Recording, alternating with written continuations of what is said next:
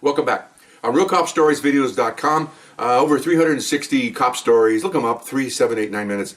Gross alerts, vice alerts, regular patrol stuff, me running through parks, chasing pervert guys with his pants down. I mean, all kinds of stuff. Look them up. They're really neat stuff. They're all my babies. 98.9% number what I did, another 1% maybe is what I heard or was part of. So just so you know where I'm coming from here. On that same site, or coming up on 200 questions and answers. So if you want to ask me a question, email me at rsbcopstories@gmail.com, and I'll answer your question directly to you directly, and then I'll put it on tape. This one I can't, because someone asked me about how do you train recruits out of the academy. From A to B, nuts and bolts. Kind of that vitamin, right? From A to zinc. You know, everything you got to teach this kid. Learn 6 months of the academy, the basics, how to put a tie on, what color shoes I'm going to wear. Out here in the real world, this is where lives matter. His life, my life, and of course, what you get paid for. The lives of the public matter. That's what they're paying us for. Not paying us to write tickets and wave at people. No. We get paid to save lives and prevent people from getting hurt. That's what you get paid for. That's not corny. It's the way it is.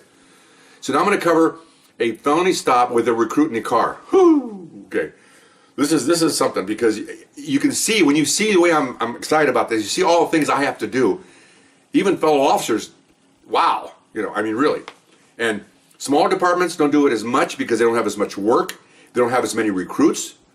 Our departments are big, recruits all over the place. Like I said before, our division, we had probably close to 300 officers. Maybe at any given time we had like maybe 4 or 5 recruits, maybe 6, half dozen in the mill. In other words, you have one recruit's got 5 months in the field, one's got 4 months, one's got 2.5. So they're all different levels because they come out of the academy in different months. So they're learning. Of course, the guys that have 5 months out of the field, they're 1 month away from being a regular officer, so they know pretty much what they're doing. And then, of course, as you go down the list, they know less and less and less until you get down to where I worked, the guy that basically was the Buddhist, in other words, the lowest ranking guy on the department of 10,000. He's right out of the academy. There's nobody recruiter than him, is that the word, unless they're getting into the academy right now. Okay, so he doesn't know very much. And that's fine. I mean, you got to teach him. So, felony stop. Doesn't matter. We'll make it another carjacking or something like that where it's a little bit violent kind of thing. Okay, so we're driving around. Remember now, he's passenger. He's been there about maybe a month, learning some nice things that I've covered before. I'm going to learn more things when I cover more things. He's learning. He's watching. He's learning. Basic things like, what street are we on? Okay, that's very important. Very important. I get shot. I need help, partner. I've been shot. Where are we? Nothing. Okay, so he's learning that. Every time I make a turn, I see him looking at the street sign. Doesn't make it hard to figure that out. I'm looking for his head to turn. Anyway, so we're driving down the street. Call comes out, carjacking. 2 male suspects, whatever. Vehicle description. Okay, so I've told you before, I don't go to the scene unless I'm assigned to it. I stay away because the last place the cook's going to be is at the scene. Okay, so we're driving around, and I'm kind of putting together other stops that I made into one. Even though I can't do specifically each one, I'd be here forever. So this is like generally how they all turn out and how it turned out with him. So the car goes by. We see it. That's the car. Okay, now remember now, with a tenured officer, he spotted the car because he's tenured. With the rookie, he's not. He's like this looking, and there ain't nothing there. He's just looking. Okay, nothing against him. He's just too new to look for a specific type vehicle, a specific year, a specific accessories on the car. Maybe there was a damage on the car, or had a light burnout or whatever. So, but this is a carjacking, so obviously it'd be somebody else's car. But it doesn't really matter. The description came out looking for that car. And the license plate's what's important. Car goes by, I see the plate, that's the car. That's the car, okay. So, get the microphone. I have to, he's getting nervous. He knows the carjacking. He practiced at the academy. He knows it's violent. Getting nervous. This is the real deal. Grab the microphone, put it out. And I'm driving, trying to watch this, okay. And he's got the microphone. Hesitation, okay. Okay, every second he hesitates at 30 miles an hour, we're covering probably half a block to a block, okay? Tell him we're following the car eastbound 1st Street. We're following the car eastbound 1st Street. Give him the license plate. I'm driving, trying to keep track of him, and I'm basically, he's my puppet. I have to tell him the whole thing. That's fine, because that's what, I expect to only do this a couple more times, and he's going to get it, okay? He's pretty smart, okay? So, westbound 1st Street. Okay, Roger, get us a backup. Give me a backup. Okay, Roger, what's your location now? I broadcast every street we're crossing. So Chicago, 1st Street. Thank you, very good. Okay, get the shotgun out. Okay, so I'm driving. I'm looking over. Doesn't know what to do. He's never done this before. In the heat of battle, puts a mic on the hook. He's trying to unlock the shotgun. Okay, we're passing 2nd Street, so I just grabbed the microphone. I say, okay, we're going this and going that way. As he's getting the shotgun out. You got it, you got it. I put it back in. Okay, get the microphone. So now you can see he's having a hard time here, okay? But here's the thing. He has to be given a hard time because we have to do this. This is not, you know what? I'm tired of this. Just go home. No. This is to protect the public. This is to respond to a violent crime. This is what we do. So I put it back up there. He's got the shotgun out. Okay, stick it out the window. I don't want him blowing the headliner out, okay? So even though it's on safety, there's not a bullet in the chamber. Who knows? So, okay, grab the microphone. Okay, we're passing St. Louis Street. Passing St. Louis Street. Okay, we got a backup behind us. Okay, we're going to stop him. Okay. You ready? You ready? Remember now, I have to tell them everything. If they bail out, we're going after the driver. Back me up. Back me up. Okay, got it. Okay. Okay, here we go. Backup's here. I'm looking there. Backup's here. Okay. Tell her we're going to pull over so-and-so. And I put the lights on. Boom, because I can't do, he's supposed to put the lights on. He can't do it yet. He's maxed here. Okay. That's all right. Remember, I've been on like, this time I was on 7 years. I got it down, man. I'm ready. Like my old joking. What's this? I got my S together. Okay. So I'm ready. Okay. Not that I'm being smarter. I've just done it 100 times. Okay. So, okay, fine. Light him up. The car pulls over. Okay. He pulls over. I come in behind. Go out there and cover me, and don't give any orders, just cover me. Cover the car. Okay, so we're getting out of the car, and I have to look at the car, but I have to keep the right eye on him. Because what happens if he gets out of the car and runs forward? What happens if I had one guy that couldn't get out of the car? He locked himself in. There's a lot of things that can happen here, okay? So I get out of the car, I got my gun out, I'm behind the door.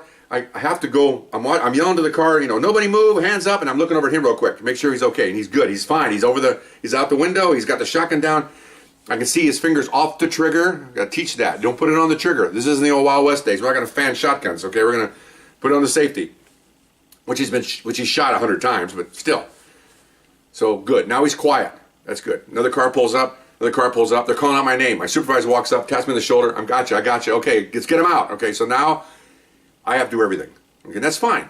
That's my job. So now, not to repeat what I did last video, but everybody, 2 guys, get them out, put them on the ground. Rest teams run up. Okay. Now, as they're putting the handcuff, they bring them all the way back to the front of our car. They put handcuffs on them. Okay, the car has not been checked yet. Okay, and normally my partner would go up with a team of guys, and I'm still covering the guys being handcuffed. If I got a recruit, my sergeant says, I'll take it, and he runs behind the car, and I look over, and I see my sergeant stand there with his hand on my recruit's shoulder, talking to him. And found later on, he told him, we're going to go up and check the car. I'll let you know. He's telling him now what to do because I can't. Normally, I would do it because I'm his training officer. So I look over like this, and I see my recruit nod his head. And then 3 more cops come up next to him. They all have pistols. And then I see the supervisor talking to him, and then they go up like a triangular formation like this. You can see it on the camera. Shotgun, and then 2 or 3 guys behind the shotgun, and here they come up. Why? The shotgun is the best weapon you can have. You don't even have to aim a shotgun. Anybody here, if you're out there in the camera land, if you're fired a shotgun, you don't have to aim. This is just to get you in the area. We teach us to shoot from here.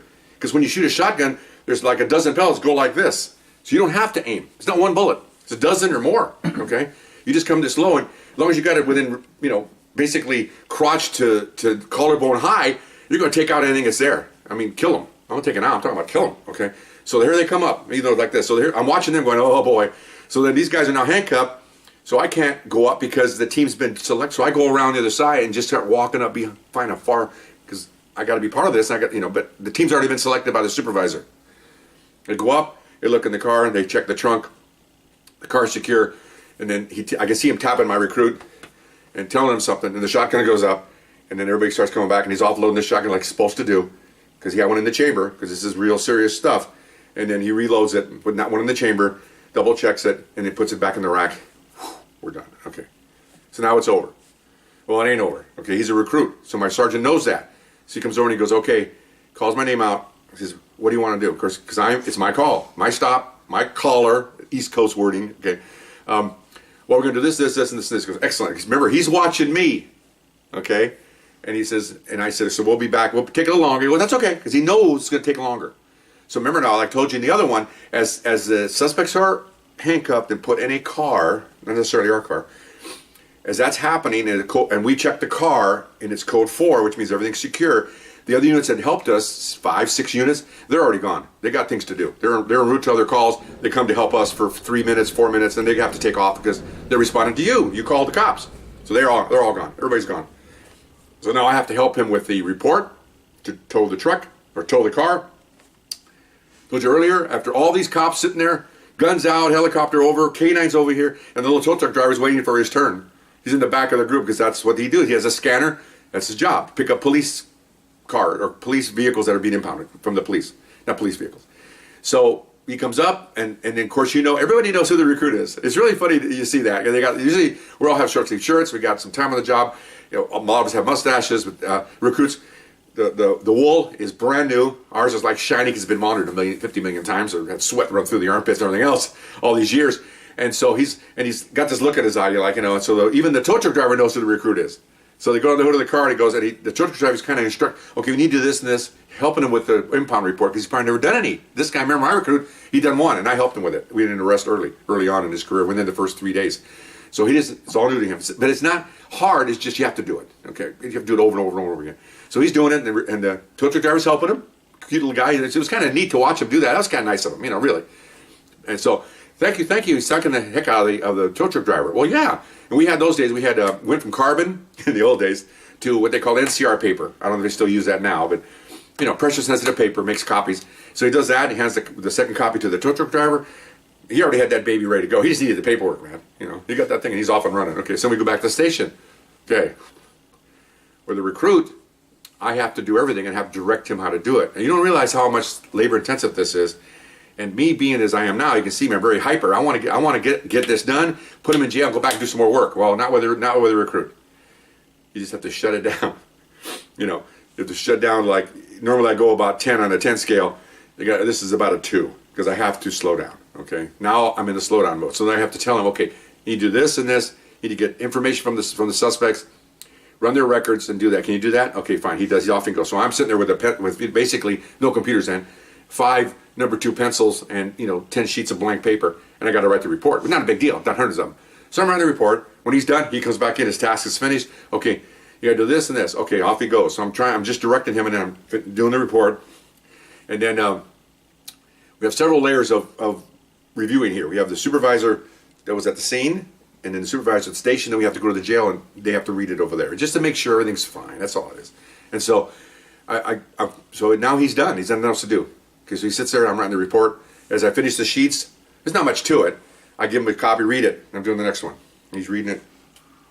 He's taking notes because I told him, take notes. You're gonna write the next one. Gets them all fired. He gets started to get nervous. I'm gonna write one. It's not that hard. Believe people out there, it's not that hard. What you see, what you do, how was it done? It's just really the basics. You're not writing testimony. You're just writing probable cause to make an arrest. What you saw, that's it. And 2 pages, you're done with it. Now you go to court. There are reams of testimony. Well, that's not what we do. Okay, it's prima facie, they call it. Prima facie, just enough to get him in jail. That's all. Okay, so anyway, so finish your report. He reads it.